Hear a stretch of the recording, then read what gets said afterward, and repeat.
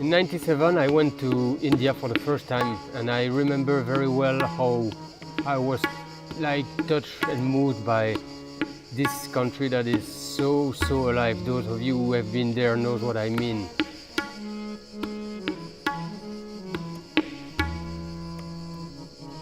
I started to learn the tabla.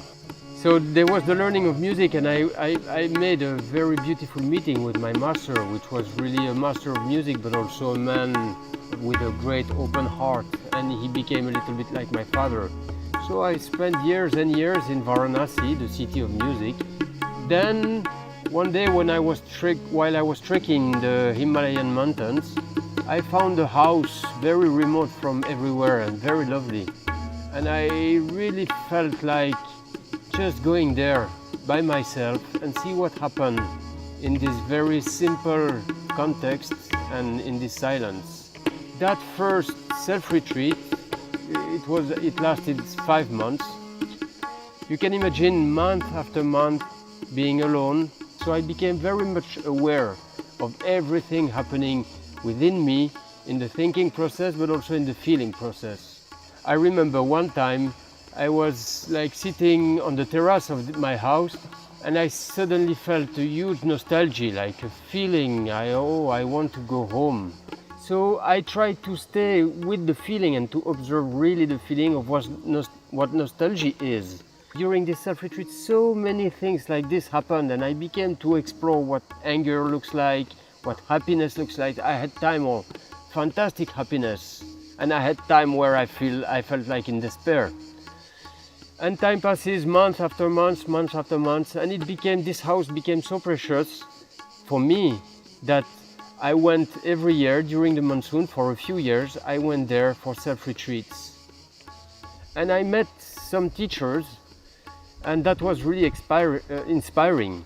I was inspired by this fact that some people already had walked a lot of this path of being in silence, being in touch with themselves. So I did start to retreat, like form a retreat, not solitary retreat anymore, but with groups and receiving teachings in different traditions. And these teachings have been like revealing and deepening my experience that I already had during my self-retreats. And I was also keeping on the self-retreat tradition at monsoon time. Then it happened that I was invited by some of these teachers to support and help with teaching. And I did start to teach with open Dharma, insight meditation, and like in the Dharma Nature in France after that. And so that just helped me connecting with what teaching and sharing means. And so when I came back to the south of France, I found my partner, and we now have a baby, and I'm here in France. My life has so much changed, but also something didn't change. This longing and this quest for going deeper and deeper in knowing myself and in finding what silence is. And this is so precious to me that now with some friends, we have created a structure that is called Dharma Nature.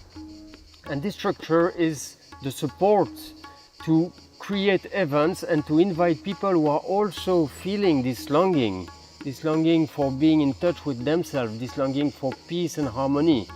This structure is made to create events to invite all those who wish to explore what is the impact of silence and of mindfulness and of the sense of presence on our life. So we do organize events like, for instance, we have done some creativity retreat where people can come, artists in this case, and they can have silent mornings with teachings, helping them to go deeply in touch with the inner silence, and then in the afternoon just practicing their music or art and see if the inner silence has an impact on the art and on the spontaneity, intuition. We are now also organizing journeys in India where we go, like I'm with a group and we meet different traditions, spiritual tradition like Buddhism, Christianism, Hinduism and Sikhism. we meet masters in these different traditions that explains how they practice, what is the philosophy of the tradition and their approach to spiritual life. And during this journey we also practice the meditation with the group together, mornings and evenings, with instructions and guidance, and we visit places of spiritual interest in India.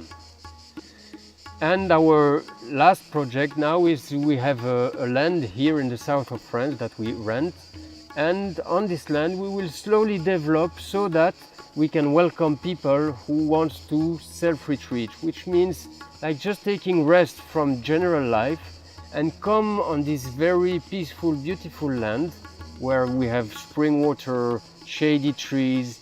It's a big land with beautiful views, and just to be in the simplicity in a tent, having a small kitchen and dry toilets, and exploring with the support of teaching. I live nearby, if needed, with the support of teaching or not, but just exploring what is this, how we can be touched by silence and what it does reveal, and how we can sense ourselves deeper.